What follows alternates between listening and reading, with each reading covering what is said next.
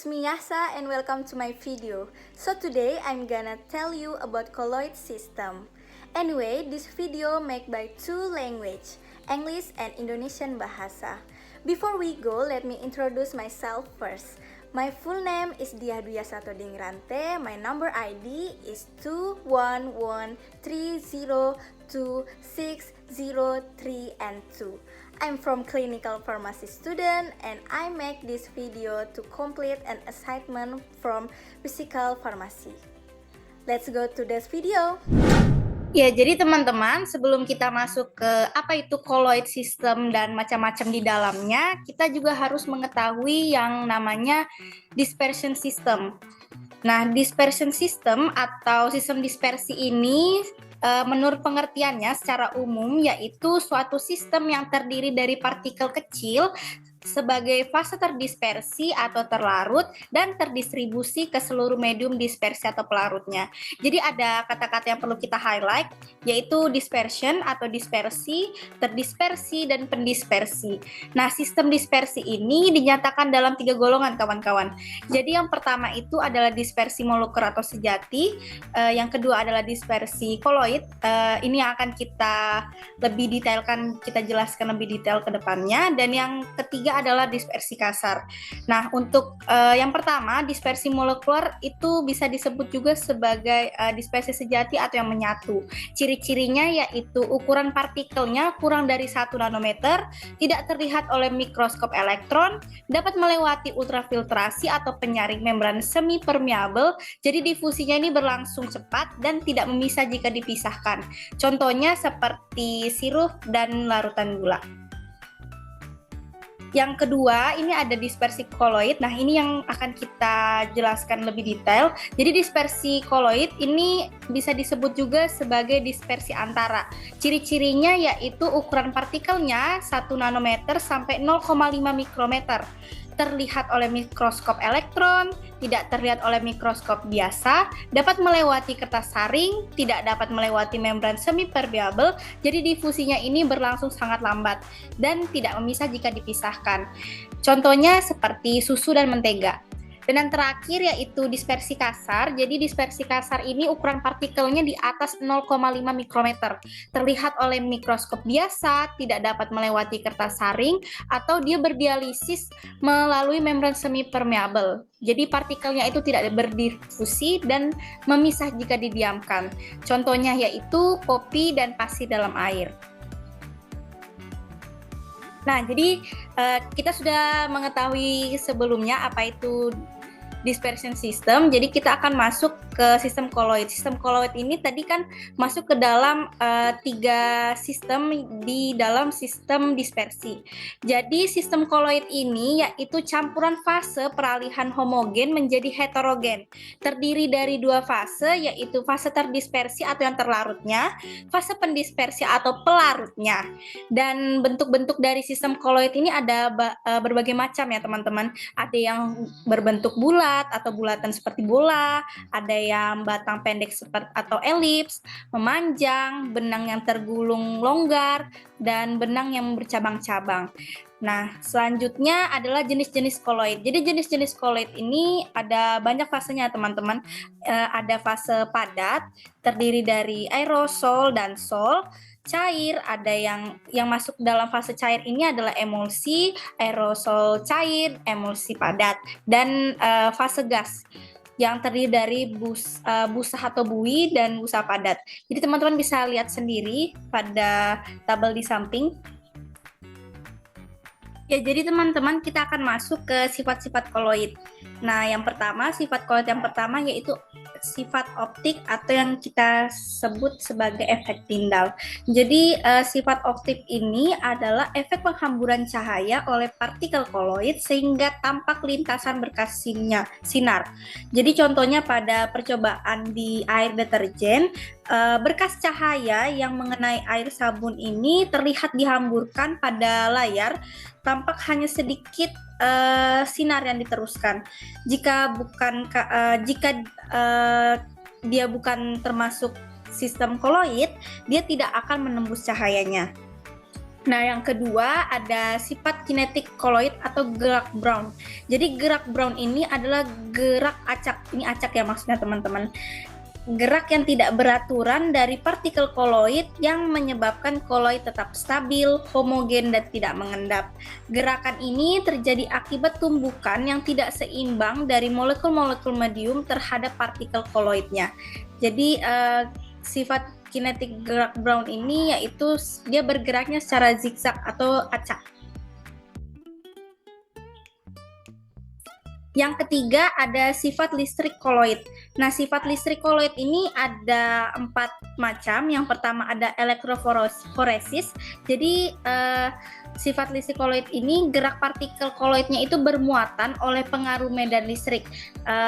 Dapat dimanfaatkan untuk menentukan muatan partikel koloid, memproduksi barang industri dan karet, serta mengurangi pencemaran udara dengan pengendapan elektrostatistika.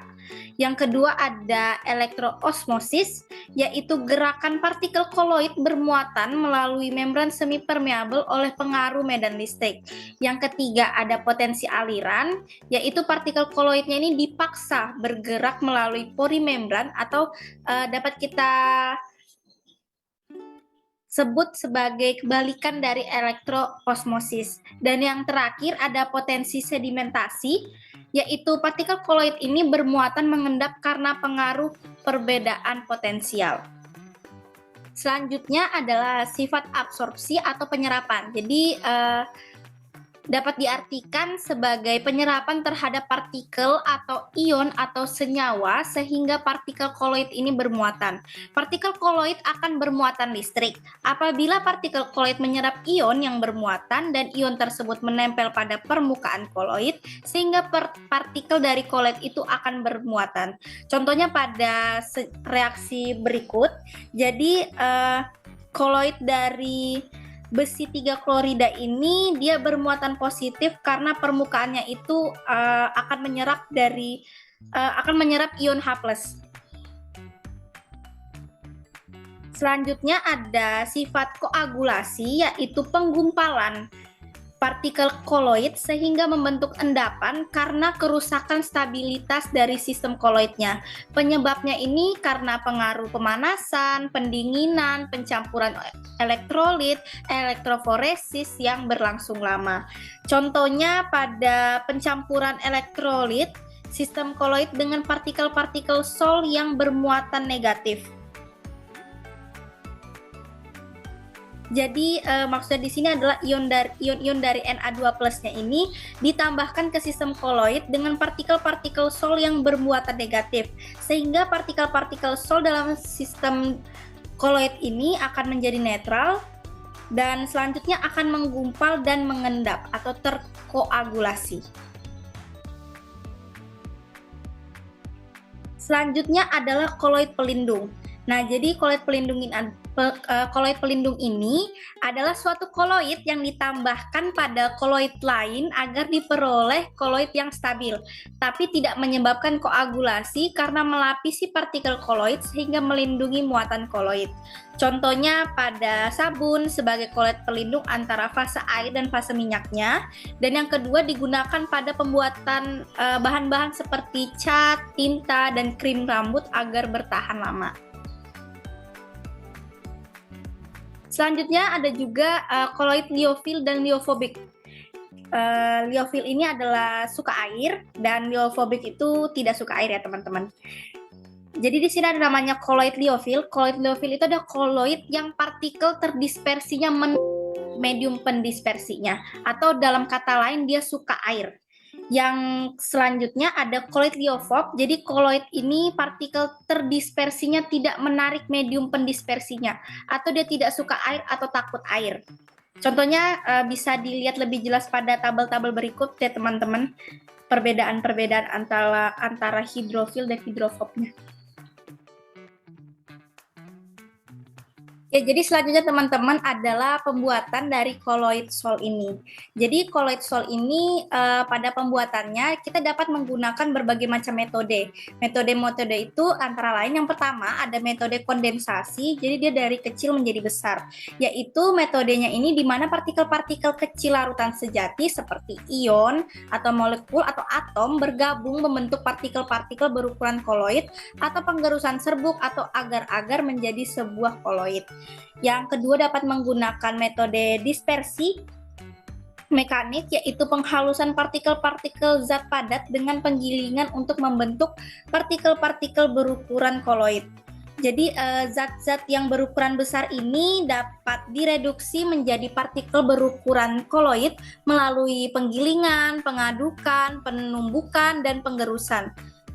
Contohnya ini pada pembuatan sol belerang dengan menggerus serbuk belerang bersama-sama dengan suatu zat inertnya. Seperti kita ambil contoh gula pasir, kemudian kita dapat mencampurnya serbuk halus itu dengan air. Lalu kita juga dapat menggunakan metode busur-Bredig. Jadi busur-Bredig ini digunakan untuk pembuatan sol logam seperti Ag, Au, dan Pt. Logam ini akan diubah menjadi partikel-partikel kolloid yang digunakan sebagai elektrode. Selanjutnya ada juga metode peptidasi atau pemecahan partikel dengan bantuan zat. Jadi dispersi kolloid ini dapat juga diperoleh dari suspensi kasar dengan cara memecah partikel-partikel suspensi atau suatu endapan dengan bantuan zat peptidasi atau pemecahnya. Jadi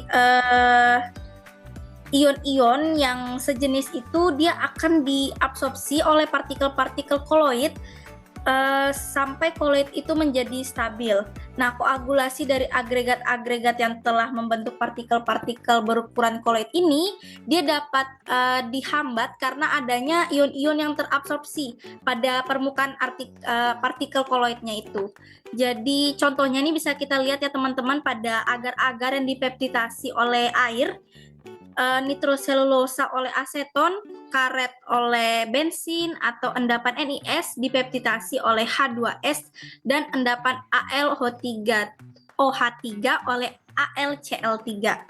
Dan yang terakhir kita juga dapat menggunakan metode dialisis, yaitu proses penghilangan ion-ion yang mengganggu kestabilan kolloid dengan cara penyaringan. Contohnya ini adalah proses pemisahan hasil metabolisme dari darah oleh ginjal pada penderita gagal ginjal.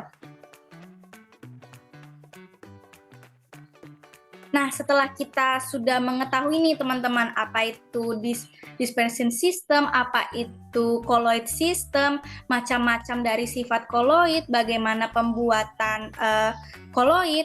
Jadi kita juga dapat menerapkan materi-materi dari sistem kolloid ini dalam kehidupan kita sebagai seorang farmasis. Jadi penerapan farmaseutik pada bidang kolloid ini contohnya pada pembuatan hand bodies, lotion, krim, dan deodoran. Juga pada obat-obat tertentu dapat meningkatkan efek terapeutiknya karena diformulasi dalam bentuk kolloid. Misalnya pada perak protein yang digunakan sebagai pembunuh kuman yang efektif serta tidak menyebabkan iritasi.